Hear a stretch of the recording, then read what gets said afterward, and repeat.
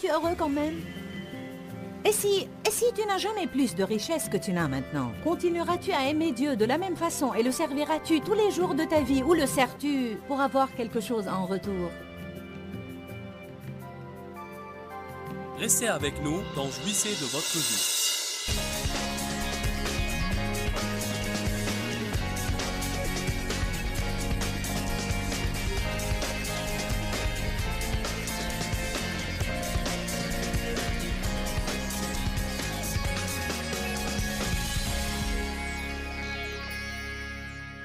Je veux que nous soyons tous forts, car la Bible dit la joie de l'Éternel est votre force.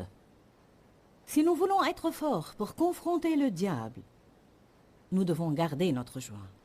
Vous avez la joie? Ne laissez pas le diable vous en priver. Ne laissez pas les gens autour de vous vous en priver. Quoi qu'il se passe dans votre vie, restez heureux tant que possible. Hier, j'ai parlé d'un sujet intitulé « Ne pas faire toute une histoire des petites choses ». Une des façons qui nous aide à rester heureux, c'est ne pas faire toute une histoire des petites choses que nous pouvons oublier et dépasser. Peut-être quelqu'un vous a vraiment blessé aujourd'hui. J'ai la solution. Surmontez cela. Ce qu'il a fait n'était pas juste. Avez-vous jamais été injuste avec quelqu'un? Et vous aviez besoin de quoi? D'un peu de miséricorde. Et vous vouliez quoi? Qu'il vous laisse tranquille. Alors on doit semer ce qu'on veut récolter. Ce matin, j'ai prêché un sermon puissant intitulé « Laissez-vous tranquille ». Ne soyez pas dur envers vous-même. Qui d'entre vous a été repu par le message de ce matin? Ouh, yami, yami, yami. Je vais vous parler de plusieurs choses, mais je ne vais pas les expliquer tout en détail car on n'en finira plus. Je vais vous parler de certains facteurs qui volent notre joie et comment nous devons effectuer quelques changements dans la façon dont nous traitons les choses. Sinon, le diable volera notre joie. Combien d'entre vous veulent être plus heureux? En réalité, je veux jouir de ma vie chaque jour et non pas de temps en temps seulement. Laissez-moi vous dire quelque chose. Même quand j'ai des problèmes énormes, je veux quand même jouir de ma vie. Je veux jouir de ma vie pendant que Dieu me change. Je veux jouir de ma vie pendant qu'il fait une percée spirituelle dans ma vie. Je veux jouir de ma vie pendant que mon ministère se développe. Je veux jouir de ma vie, mais j'ai découvert que cela est impossible sans détermination. Comme David a dit, « Voici le jour que le Seigneur a créé, je vais le vivre dans la joie. » Je crois vraiment qu'il faisait une déclaration, une proclamation que tous les démons puissent entendre. L'Éternel a créé cette journée, et s'il permet que je vive encore un seul jour, alors je vais vivre ce jour dans la joie. Car il est écrit dans Jean 10, que le voleur vient seulement pour voler, tuer et détruire. Mais Jésus a dit, « Moi je suis venu afin que les hommes aient la vie, qu'ils en jouissent et qu'ils l'aient en abondance. » Que tout le monde répète après moi, « Je vais jouir de ma vie. » Dites-le comme si vous y croyez vraiment. Très bien. Ce serait peut-être une bonne idée pour beaucoup d'entre vous, si vous pouviez, dès votre réveil, chaque matin, déclarer à très haute voix « Je vais jouir de ce jour. Je vais en profiter et je vais exercer mon autorité avant que le diable n'essaye de m'attaquer. Je vais garder ma joie et je suis résolu à jouir de ce jour. » Ce qui nous empêche de vivre notre vie dans la joie sont les œuvres de la chair. On vit selon la chair en essayant nous-mêmes d'accomplir le travail de Dieu. Vous essayez par vous-même de changer des choses que Dieu seul peut changer. Il y a dans votre vie quelque chose que vous ne voulez pas et vous essayez de vous en débarrasser, mais Dieu seul peut le faire. Ou bien vous désirez quelque chose de spécifique et vous déployez tous vos efforts pour l'avoir. Mais malgré cela, vous ne réussissez pas. Et c'est frustrant pour vous. Je veux dire, c'est très frustrant. Mais la seule chose que vous pouvez faire, c'est baisser les bras et espérer en Dieu. Vaut mieux aussi que vous jouissiez de cela. Je vais me marier. Vaut vraiment mieux pour vous ne pas se hâter et se précipiter et faire par conséquent un mauvais choix. À votre place, je patienterai pour que Dieu m'envoie la personne convenable. Amen. Je veux que mon mari change. Je veux que ma femme change. Je ne peux plus la supporter plus longtemps. Tu ne peux pas la changer. Dieu seul peut le faire. Dieu n'intervient pas dans votre vie quand vous vous débattez. Il intervient quand vous croyez. À mon avis, priez, déchargez-vous de vos soucis, abandonnez, faites confiance à Dieu et jouissez comme il faut de votre vie. Je veux que mes enfants changent. Je veux être plus riche. Je veux un autre boulot. Entendez-moi bien. Toute personne présente ici dans ce bâtiment souffre dans sa vie de problèmes dont elle souhaiterait se débarrasser. Et toute personne présente ici souhaiterait avoir dans sa vie des choses qu'elle n'a pas. Cela est tout à fait normal. Vous allez toujours avoir des besoins donnés. Mais n'essayez pas de les suffire par votre propre force. Je ne vais pas vous voir dans le temps qui nous reste. Vous exprimez combien j'ai lutté en essayant de changer mon mari, de changer mes enfants, et de me changer moi-même. J'ai peut-être lutté le plus à cet égard. Vous risquez de tomber dans les œuvres de la chair en essayant de vous changer par vous-même. Vous ne pouvez pas vous changer par vous-même. Vous pouvez exprimer ce désir au Seigneur. Vous pouvez lui dire que vous voulez changer, tout en vous abandonnant à lui. Seigneur, interviens et change-moi. Dieu veut vous entendre dire « Je sais que je n'y peux rien. Je sais que je ne peux pas le faire de par moi-même et ce n'est pas à moi de le faire. Mais je veux que tu le fasses, Seigneur, car je te fais confiance. Ce qui est impossible aux hommes est tout à fait possible à Dieu. N'est-ce pas une bonne nouvelle? Tout est possible à celui qui croit et non pas à celui qui propose de bonnes idées et de grands plans et s'applique à les faire réussir. Ce qui se passe souvent, c'est qu'on forme des plans et nous prions ensuite pour qu'ils réussissent. Mais le Seigneur veut qu'on prie d'abord, et après avoir saisi son plan, on lui fasse confiance pour le réaliser. Galates chapitre 4. Les œuvres charnelles, je les appelle les œuvres vaines. Combien d'entre vous font face présentement à un problème donné dans leur vie et ont recours aux œuvres charnelles pour le résoudre? Vous êtes frustrés et vous luttez. Combien d'entre vous ont découvert que leurs plans ne réussissent pas?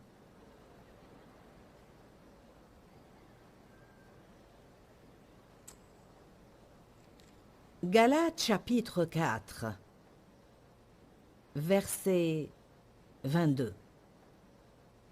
Car il est écrit qu'Abraham eut 2 fils, un de la femme esclave et un de la femme libre. 2 fils. Un de la femme esclave et un de la femme libre. Et celui de la femme esclave fut engendré selon la chair et de manière humaine, et celui de la femme libre en vertu de la promesse. C'est toute une allégorie. Ces 2 femmes représentent 2 alliances. La première est issue de la montagne de Sinaï où la loi a été donnée et dont les enfants seront esclaves. Agar représente cette alliance. Et bien entendu, Sarah représente l'autre alliance. Elle était censée attendre l'accomplissement de la promesse de Dieu et recevoir l'enfant d'une façon surnaturelle. Il y a en réalité 2 façons de vivre. Il y a 2 façons dont je peux vivre, soit en prenant soin de moi-même, soit en faisant confiance à Dieu. Je peux soit forcer les choses, soit faire confiance à Dieu pour les réaliser lui-même. Je veux que vous choisissiez ce soir comment vous voulez vivre. Vous voulez vous débarrasser de la pression exercée sur vous? Alors décidez ce soir de ne plus essayer de forcer les choses quand vous voulez et comme vous voulez selon votre plan. Et abandonnez votre vie à Dieu et dites « Seigneur, si tu ne veux pas cette chose dans ma vie, alors je ne la veux pas. Et je sais que si tu veux que je la reçoive et je te l'ai demandé, tu me la donneras quand tu veux et comme tu veux. » J'ai une nouvelle politique que j'appelle la politique de l'abandon. Je ne ferai rien, Seigneur, à moins que tu me montres ce que tu veux que je fasse. Si vous procédez de cette façon, de merveilleuses choses auront lieu dans votre vie. J'ai tant essayé de changer mon mari, mais en vain. En fait, la situation a même empiré. Car les gens se rebellent quand ils sentent que vous essayez de les changer. Tout le monde veut avoir la liberté d'être soi-même. Ils veulent un peu de répit. Ils ne veulent pas être jugés ou critiqués et que quelqu'un essaie tout le temps de les changer. Enfin, Dave et moi, on s'est mis d'accord de ne plus essayer de changer l'un l'autre, sinon notre mariage n'aurait pas réussi. Dieu t'a donné un partenaire différent de toi, car tu as besoin de quelqu'un qui soit différent de toi. Il a exactement ce que tu n'as pas. Amen? Il me rend vraiment folle! Mais toi aussi, tu le rends fou.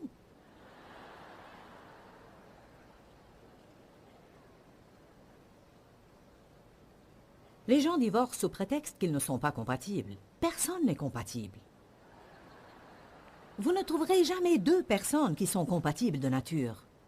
La Bible dit que l'homme quittera son père et sa mère et s'attachera à sa femme, et les deux deviendront une seule chair. Je vous dis que l'action de devenir est le problème. Je peux dire que Dave et moi, nous sommes devenus une seule chair. Mais cela n'était pas une partie de plaisir au début. J'essayais de le changer, et lui essayait de me changer, et j'avais tous ces problèmes.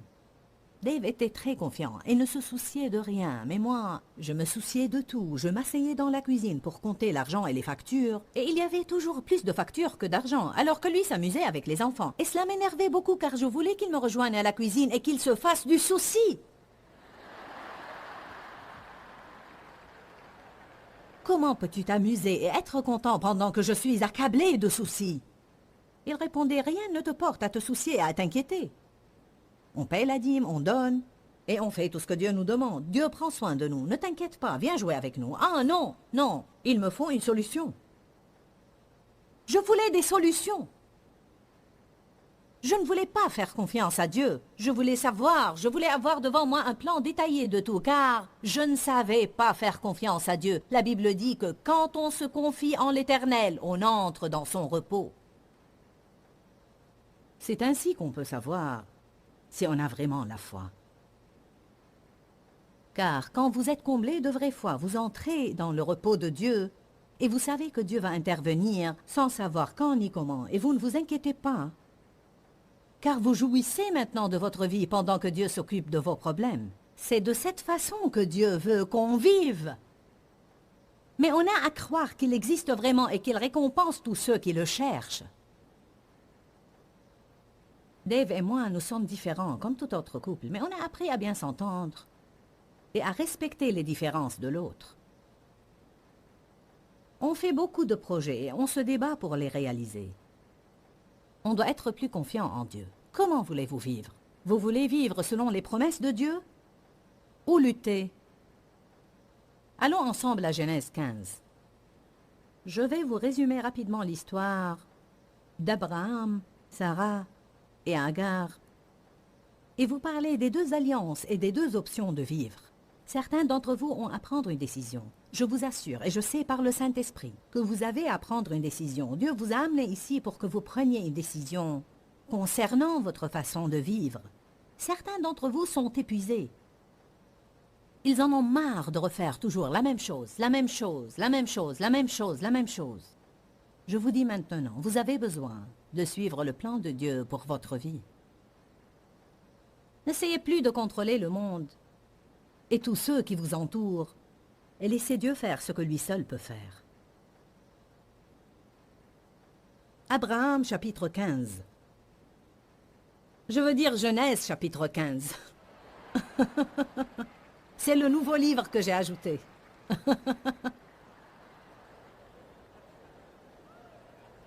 Je connais une jeune fille qui sortait avec quelqu'un qui n'avait aucune notion de la Bible. Elle lui a conseillé de lire le livre de Joyce. Elle voulait dire un de mes livres. Alors il a passé la nuit à chercher le livre de Joyce dans sa Bible. Et il l'appela le lendemain pour lui dire « Je ne trouve pas ce livre. Quel livre? Celui de Joyce. » Alléluia. Genèse 15, verset 1. Après ces événements, la parole de l'Éternel fut adressée à Abraham dans une vision, et il dit, « Abraham, ne crains point, je suis ton bouclier, et ta récompense et ta rémunération seront excessivement grandes. » Alléluia. Abraham répondit, « Seigneur éternel, que me donneras-tu? Je m'en vais sans enfant, et l'héritier de ma maison et de tous mes biens, c'est Eliezer de Damas. » Et Abraham dit, « Voici, tu ne m'as pas donné de postérité, et celui qui est né dans ma maison sera mon héritier. » Alors la parole de l'Éternel lui fut adressée ainsi, « Ce n'est pas lui qui sera ton héritier, mais c'est celui qui sortira de tes entrailles qui sera ton héritier. » Et après l'avoir conduit dehors, il dit, « Regarde vers le ciel et compte les étoiles si tu peux les compter. » Et il lui dit, « Telle sera ta postérité. » Abraham eut confiance en l'Éternel, qui le lui imputa à justice et le déclara juste devant lui.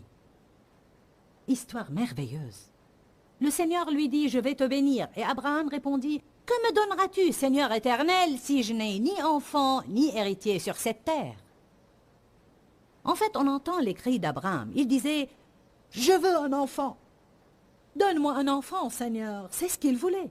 Quant à vous, ça pourrait être autre chose. Ça pourrait être, par exemple, « Seigneur, quoi que tu me donnes, rien ne me rendra heureuse à moins que tu ne changes mon mariage. » Personnellement, j'ai vécu une grande période de ma vie où quoi que Dieu faisait pour moi, si je ne voyais pas mon ministère se développer et mon rêve réalisé, alors tout le reste n'avait aucune importance.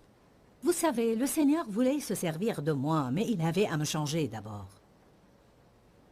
J'avais le don, mais pas le caractère. J'avais le don, mais pas le fruit. On reçoit les dons, mais le fruit se développe en nous. Il faut endurer pour avoir le fruit. Dieu met le don en vous. Depuis plusieurs années, je pouvais prêcher et enseigner juste comme je le fais maintenant, mais le Seigneur ne m'avait pas envoyé au monde, car j'aurais causé beaucoup de dégâts. Je n'avais ni le fruit ni le caractère. Il vaut mieux que je vive la parole et non pas la proclamer seulement, car je risque de blesser beaucoup de personnes. Dieu avait à faire de grands changements en moi avant de se servir de moi. Je n'ai vraiment pas le temps maintenant de vous raconter combien j'ai souffert pour surmonter les blessures du passé, l'abus, la colère et le ressentiment pour devenir ce que je suis aujourd'hui. Mes larmes auraient bien pu remplir une piscine. Il est important que vous m'écoutiez, non pas parce que j'écris des livres et prêche des sermons, mais parce que je vous parle de mon expérience personnelle. Je vous fais part de mes expériences personnelles et vous assure que les œuvres de la chair sont vaines. Je ne pouvais pas faire de sorte que mon ministère se développe et le Seigneur n'allait pas le faire, à moins que je lui dise, même si ça n'arrive jamais, je me réjouirai quand même. Quand on veut tellement une chose qu'on ne peut pas être heureux sans elle, alors notre désir n'est plus divin, il devient un désir charnel. Tout ce qui nous est plus important que le Seigneur, on ne l'aura jamais. Alléluia.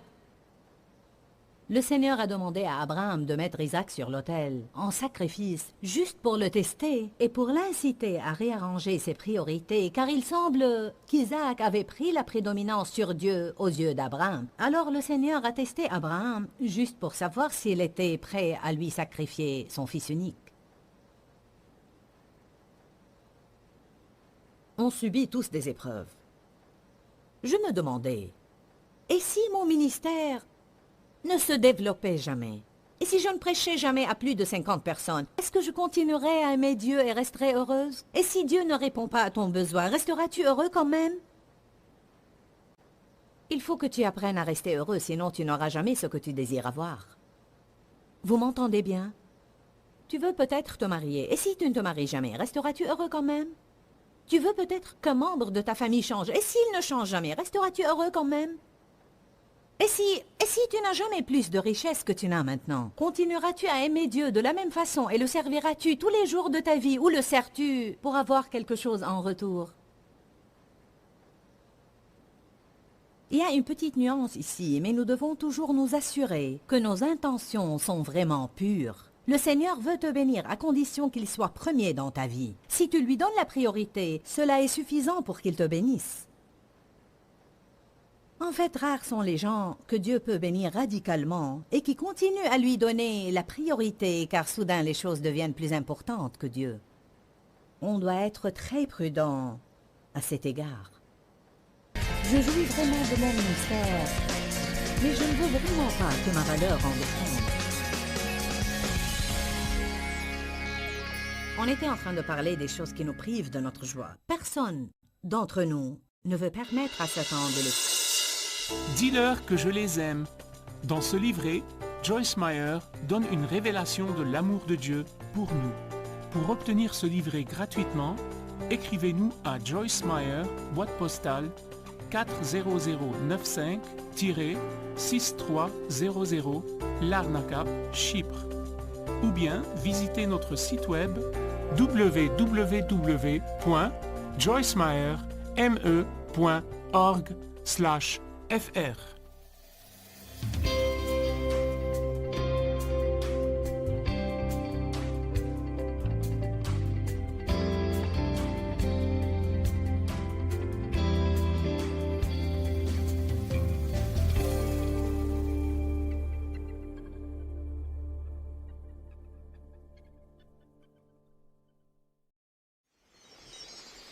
Exprimez vos désirs à Dieu et il les réalisera. Comment puis-je savoir que je suis tombé dans les œuvres de la chair? Dès que tu te sentiras frustré dans les œuvres. Et dès que tu commenceras à te débattre, à lutter et à forcer les choses vainement. Restez avec nous dans Jouissez de votre vie.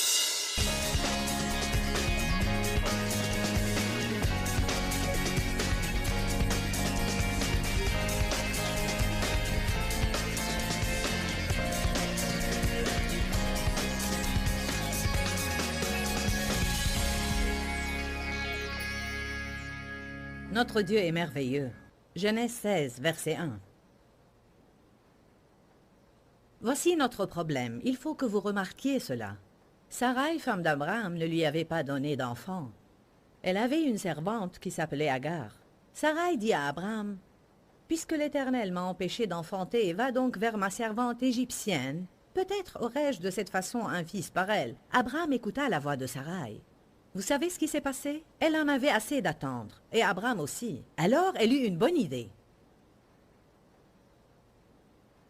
C'est ce que nous faisons, nous aussi, quand on en a assez d'attendre. On dit, « Ah, je sais ce qu'il faut faire. » Et on va pour une autre tournée autour de la montagne.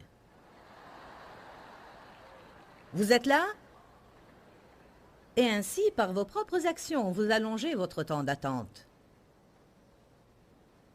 Alors Sarai, femme d'Abraham, prit sa servante égyptienne Agar et la donna comme femme à Abraham, son mari, après qu'il eut habité 10 ans dans le pays de Canaan. Vous savez, c'est vraiment stupide. Toute femme qui donne son époux à une autre femme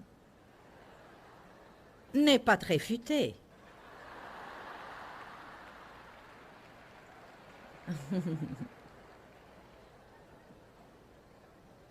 Alors il alla vers Agar et elle devint enceinte. Et quand celle-ci se vit enceinte, elle regarda sa maîtresse avec dédain et la méprisa. Là, Agar a changé d'attitude. Au début, elle était soumise et obéissante. Et maintenant, elle se sent supérieure à Sarai. « Non, non, non, non, je suis enceinte, mais toi, tu ne l'es pas. » Ils sont humains juste comme nous le sommes. C'est là où commencent les problèmes. Alors Sarai dit à Abraham,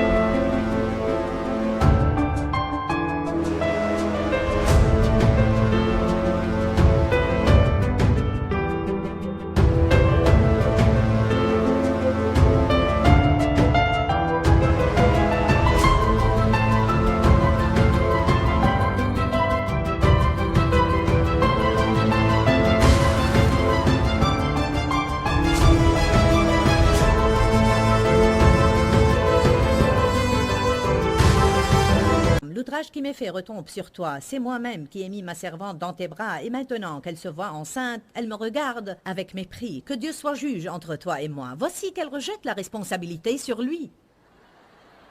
C'est elle qui a commencé à tout gâcher, et maintenant c'est lui le responsable des problèmes entre les deux femmes.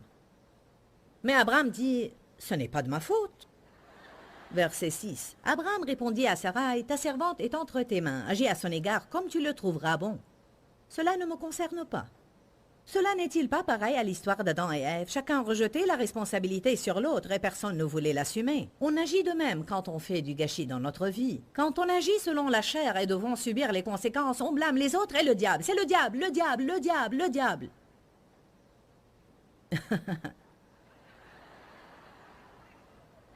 J'ai réprimé le diable jusqu'à l'épuisement total, mais il ne m'a pas laissé tranquille. Je lui disais tout le temps, je te réprime, Satan, je te réprime, sors de ma vie, Satan, je te réprime. Mais je n'ai pas surmonté mes problèmes. Vous entendez bien ce que je vous dis?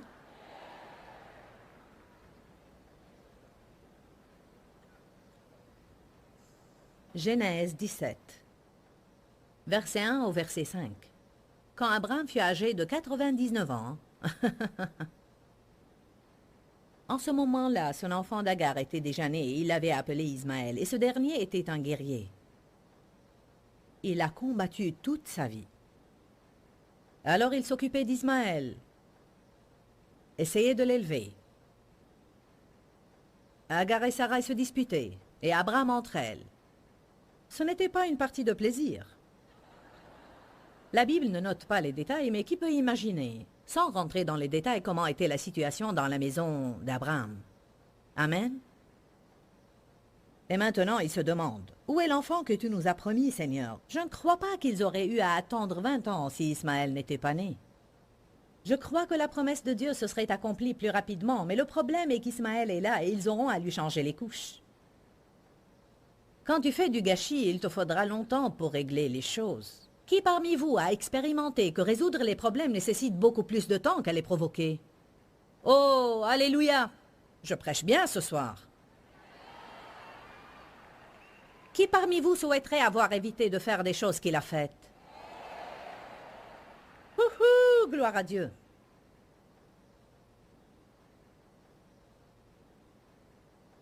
Très bien. Genèse 17, 1. Quand Abraham fut âgé de 99 ans, l'Éternel lui apparut et lui dit, « Je suis le Dieu Tout-Puissant. Conduis ta vie sous mon égard et comporte-toi de manière irréprochable et sois intègre. J'établirai mon alliance entre moi et toi et je te multiplierai à l'infini. » Abraham se prosterna et Dieu lui dit, « Voici mon alliance que je fais avec toi. Tu deviendras père d'une multitude de nations. Désormais ton nom ne sera plus Abraham, père éminent, mais il sera Abraham, père d'une multitude, car je ferai de toi le père d'une multitude. » Regardons maintenant les versets 15 à 17. Dieu dit à Abraham, « Pour ce qui concerne ta femme Sarai, tu ne l'appelleras plus Sarai, mais Sarah, ou princesse, sera son nom. » Mais Sarai était déjà vieille, toute ridée et ménopausée. Elle ressemblait peut-être à tout sauf à une princesse. Mais Dieu lui dit, « Désormais, je veux que tu l'appelles princesse. Je la bénirai, je lui donnerai un fils, et je t'accorderai par elle un fils. Je la bénirai, et elle deviendra la mère de plusieurs nations. Des rois de plusieurs nations sortiront d'elle. » Alors Abraham se prosterna et se mit à rire.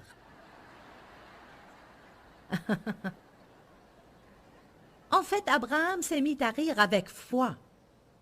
Je n'ai pas le temps de vous parler des détails, mais quand Dieu parla à Sarai, elle s'est mise elle aussi à rire, mais avec ironie. Ha! Ah oui, sûrement, Seigneur. Et quand le Seigneur lui dit, « Pourquoi as-tu ri ?» Elle répondit, « Non, je n'ai pas ri. Si tu as ri, non, je n'ai pas ri. » Mais Abraham s'est mis à rire avec foi. Et je crois que quand nous apprenons à vivre selon les promesses de Dieu, nous pouvons rire nous aussi. Il y a un message ici. Si vous voulez jouir de votre vie, vous devez arrêter de vivre selon les œuvres de la chair et commencer à vivre selon les promesses de Dieu.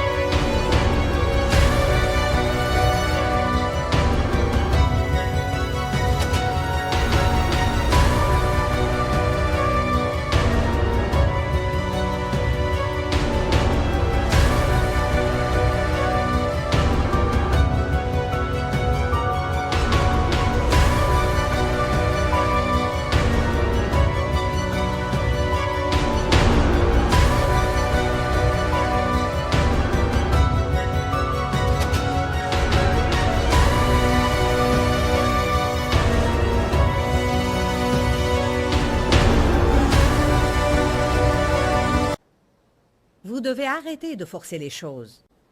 Exprimez vos désirs à Dieu et il les réalisera.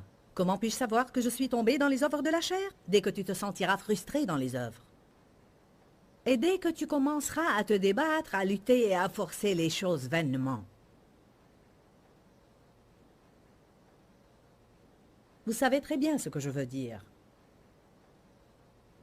J'ai demandé une promotion au travail, mais je ne l'ai pas eue. Oh! Je te réprime, Satan. J'en veux à celui qui l'a eu, car il ne la mérite pas. C'est peut-être ton attitude qui t'a empêché de l'avoir. En fait, Dieu tient plus à changer vos attitudes qu'à vous promouvoir. Quand vous voudrez bien voir les autres bénis, vous serez probablement promus. Et jusque-là, vous ne le serez jamais. Dites bon serment, Joyce. Très bien. Abraham se prosterna et se mit à rire.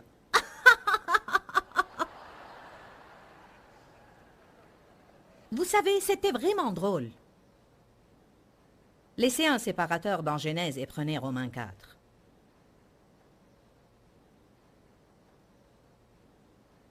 Romains 4, 17. Je t'ai établi père d'un grand nombre de nations. Il est notre Père, devant celui auquel il a cru, le Dieu puissant, éternel, qui donne la vie aux morts et qui appelle les choses qui ne sont point comme si elles étaient. Espérant contre toute espérance, Abraham crut, en sorte qu'il devint père d'un grand nombre de nations, selon ce qui lui avait été dit. Telle sera ta postérité. Et sans faiblir dans la foi, il ne considéra point que son corps était déjà usé, sachant qu'il était pratiquement mort, puisqu'il avait près de 100 ans, et que Sarah n'était plus en état d'avoir des enfants. Il ne douta point par incrédulité au sujet de la promesse de Dieu éternel, mais il fut fortifié par la foi, donnant gloire et louange à Dieu. Abraham savait que Sarah et lui étaient déjà vieux, mais pourtant il crut totalement en Dieu. Quand il a reçu la promesse de Dieu, il s'est mis à rire. Il fut heureux de se rendre compte que Dieu peut faire ce qui est autrement impossible. Il m'était pratiquement impossible de faire ce que je fais maintenant. Vous ne comprenez pas combien cela m'était impossible. Vous ne le comprenez vraiment pas, car vous ne savez pas en réalité ce que j'ai vécu et jusqu'à quel point ma vie était un désastre quand le Seigneur m'a appelé à le servir il y a 25 ans. J'accomplis maintenant une tâche vraiment impossible. Croyez-moi, c'est un miracle.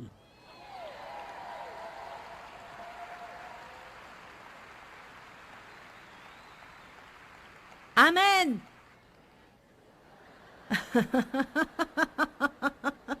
Et ça me fait rire. Maintenant, je garde un grand sourire presque tout le temps. Mais j'ai passé une partie de ma vie, avant Jésus, triste, et les sourcils froncés tout le temps. Retournez à Genèse. Genèse 21, 1.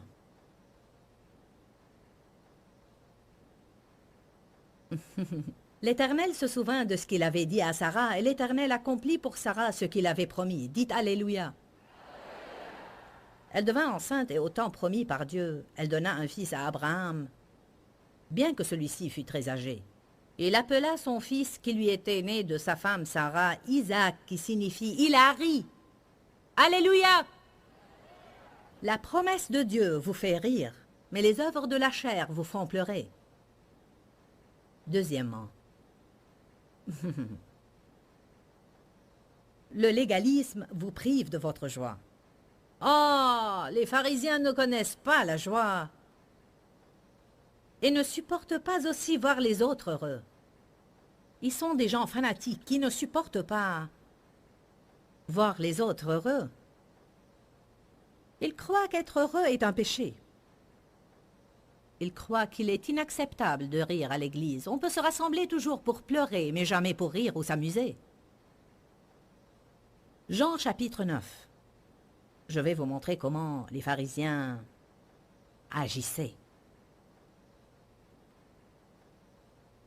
Ils essayaient toujours de détruire la joie.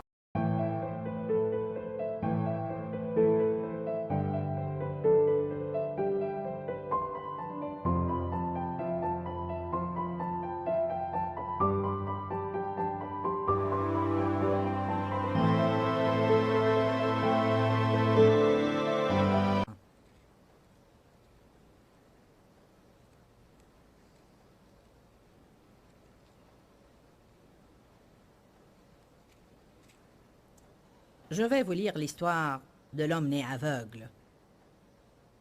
En partant, Jésus aperçut un homme aveugle de naissance. Ses disciples lui dirent, « Rabbi, qui a péché, cet homme ou ses parents, pour qu'il soit né aveugle ?» Jésus répondit, « Ce n'est pas que lui ou ses parents aient péché pour qu'il soit né aveugle, mais c'est afin que les œuvres de Dieu soient manifestées en lui. Il faut que je fasse, tandis qu'il est jour, les œuvres de celui qui m'a envoyé. La nuit vient où personne ne peut travailler. Pendant que je suis dans le monde, je suis la lumière du monde. » Après avoir dit cela, il cracha à terre et fit de la boue avec sa salive. Puis il appliqua la boue sur les yeux de l'aveugle. C'est bizarre, n'est-ce pas?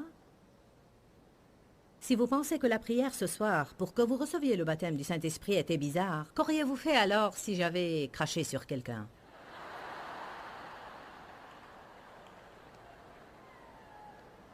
Allez!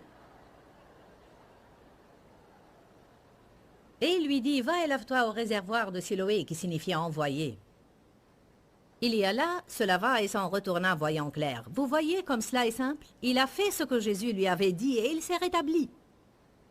Bien que ce soit un peu bizarre et extraordinaire pour lui et qu'il n'ait pas compris pourquoi Jésus a fait tout cela, il a appliqué de la boue sur mes yeux et m'a dit de me laver dans un réservoir sale. Mais l'important est qu'il est retourné en voyant clair. Il est rétabli. Si on commence tout simplement à faire ce que Dieu nous dit de faire, on aura certainement notre percée spirituelle. Faites tout ce qu'il vous dit.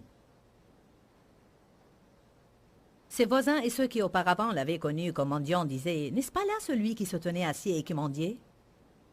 Les uns disaient, « C'est lui », d'autres disaient, « Non, mais il lui ressemble. » Et lui-même disait, « C'est moi. » Ils lui dirent donc, « Comment tes yeux ont-ils été ouverts ?» Il répondit, « L'homme qu'on appelle Jésus a mis de la boue sur mes yeux et m'a dit, va au réservoir de Siloé, lave-toi et je recouvrai la vue. » Ils lui dirent, « Où est cet homme ?» Il répondit, « Je ne sais pas. » Ils menèrent vers les pharisiens celui qui était auparavant aveugle. Or, c'était un jour de sabbat que Jésus avait fait de la boue et lui avait ouvert les yeux. Oh, il a choisi le mauvais jour. Les pharisiens lui demandèrent comment il avait recouvré la vue. Il leur dit, il a appliqué de la boue sur mes yeux et je vois. Sur quoi quelques-uns des pharisiens dirent, cet homme ne vient pas de Dieu car il n'observe pas le sabbat. D'autres dirent, comment un homme pécheur peut-il faire de tels miracles? Et il y eut division parmi eux. Ils dirent encore à l'homme aveugle, toi, que dis-tu de lui, de ce qu'il t'a ouvert les yeux? Il répondit, c'est un prophète. Les Juifs ne crurent point qu'il eût été aveugle et qu'il eût recouvré la vue, tant qu'ils n'eurent pas appelé ses parents. Vous remarquez la suite des événements ici? En réalité, leur légalisme les a empêchés de jouir de ce merveilleux miracle. Ils voulaient maintenant analyser toute l'histoire en essayant de la comprendre. Une des choses qui nous prive de notre joie est le raisonnement. Essayez de comprendre tout ce qui se passe. Est-ce qu'il y a des raisonneurs parmi vous ce soir? Vous voulez tout savoir et comprendre? Vous voulez maîtriser toutes les situations? Verset 18. Les Juifs ne crurent point qu'il eût été aveugle jusqu'à ce qu'ils eussent interrogé ses parents, disant, « Est-ce là votre fils? Que vous dites être né aveugle? Dites-nous, que s'est-il donc passé pour qu'il voie maintenant? » Ses parents répondirent, « C'est notre fils et il est né aveugle. Mais comment il voit maintenant? Nous ne le savons pas. Et qui lui a ouvert ses yeux, nous ne le savons. Interrogez-le, il a l'âge, il vous répondra par lui-même en ce qui le concerne. » C'est comme une plaisanterie. Voici la morale. Ce garçon était censé être vraiment heureux. Mais la façon de procéder des pharisiens risquait de le priver de sa joie. Êtes-vous d'accord? Je ne crois pas qu'on puisse imaginer ce qui aurait lieu si le Seigneur nous demande de faire quelque chose et on lui obéit tout simplement comme un enfant. Et quand on voit le résultat, la joie remplit nos cœurs. Mais non, on veut compliquer les choses. Ses parents ont répondu ainsi car ils avaient peur des Juifs qui étaient résolus à chasser de la synagogue tous ceux qui reconnaissent que Jésus est Christ. Pour cette raison, ses parents ont dit, « Il a l'âge, interrogez-le. » Verset 24, une seconde fois, les pharisiens...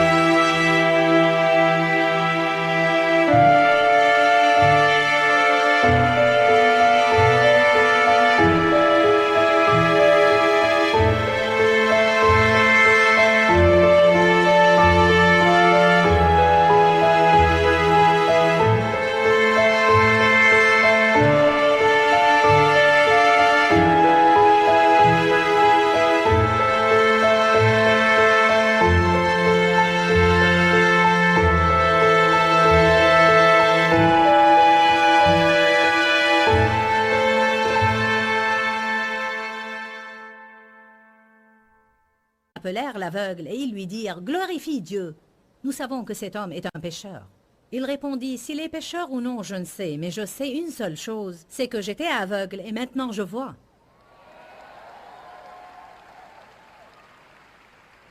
Alléluia! Je ne peux pas vous expliquer doctrinalement tout ce qui s'est passé dans ma vie. Je ne suis pas suffisamment éduquée pour vous l'expliquer scientifiquement, mais je peux vous dire que ma vie était vraiment un désastre. Mais j'en jouis maintenant.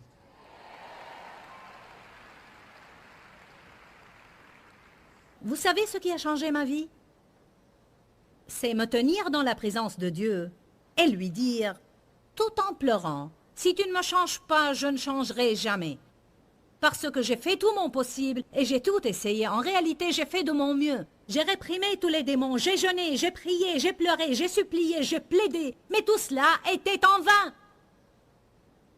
Alors où tu me prends tel que je suis et je resterai tel quel toute ma vie, ou c'est à toi de me changer? Je baisse les bras. Et le Saint-Esprit a dit, très bien, enfin je peux agir. Allez, il est digne de louange. Enfin, j'en étais arrivé à ne plus me soucier si mon ministère allait se développer ou non. Je voulais être en paix. J'en étais arrivé aussi à ne plus me soucier si Dave allait changer ou non. Je voulais être en paix. Regarde des matchs de football et joue au golf tant que tu veux. Fais ce que tu veux, mais je veux être en paix. Vous m'entendez bien? J'espère que quelqu'un d'entre vous en aura assez d'avoir à contrôler le monde et qu'il aura l'intention de baisser les bras et à dire « J'en ai assez d'être compliqué, j'en ai assez d'être légaliste, j'en ai marre des œuvres de la chair, je veux jouir de ma vie !» On était en train de parler des choses qui nous privent de notre joie. Personne d'entre nous ne veut permettre à Satan de le priver de sa joie. Jean 10,10 dit « Le voleur vient seulement pour voler, tuer et pour détruire. » Mais Jésus a dit, moi je suis venu afin que les hommes aient la vie, une vie abondante, et qu'ils en jouissent pleinement. Je veux que vous jouissiez de votre vie. Je veux jouir de ma vie. Je sais que Jésus est mort pour qu'on jouisse tous de notre vie. Alors décidons maintenant de ne plus permettre au diable de voler notre joie.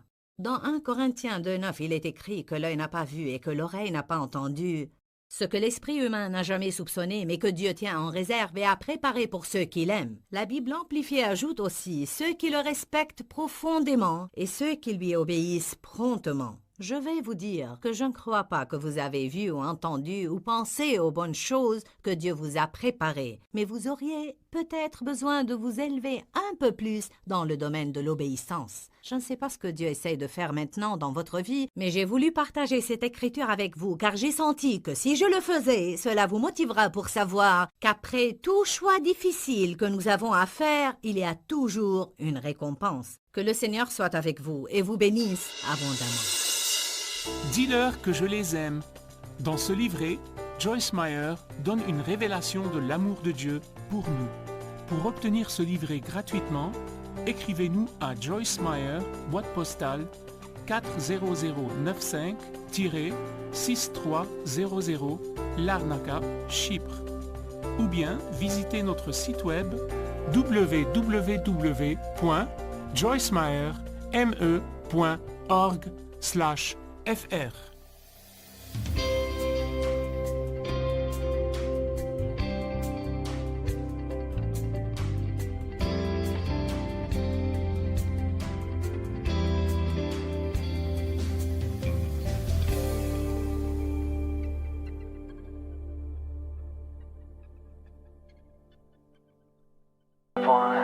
Wake up, brother, gonna rise with the sun. Step 2, get some good, some food in you. Step 3, think real hard about what you wanna be. Step 4, everybody just do your thing. Wake up, today's gonna be a good day.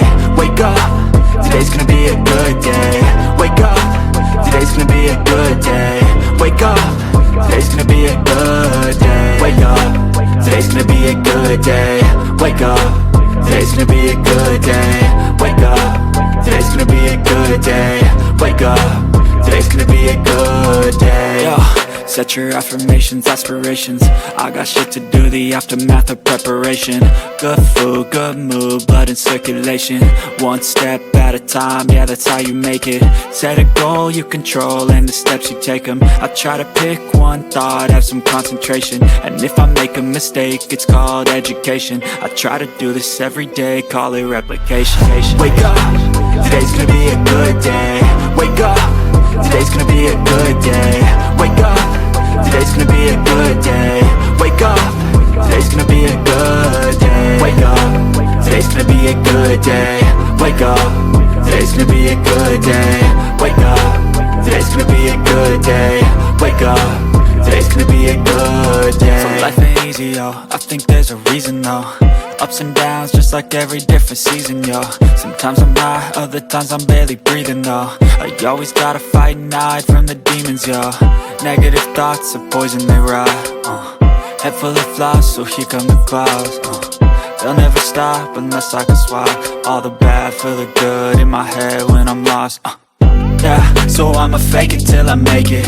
Positive thoughts are overtaken, I got patience. One day at a time is how you operate a cadence. A flow, you grow, you show yourself a foundation. Stay away from all the shit that causes temptation. I know that I like to do it cause it's sensation. I live my life in my head like a narration. Don't expect greatness, do my best, man, I'll take it. Wake up, today's gonna be a good day.